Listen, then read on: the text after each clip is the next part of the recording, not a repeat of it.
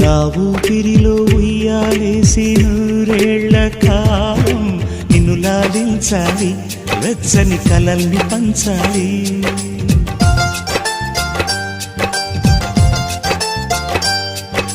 నీ స్నేహంలో స్నానం చేసి నా కన్నె దేహం తరించిపోవాలి, తీయని స్వరాలు పాడాలి.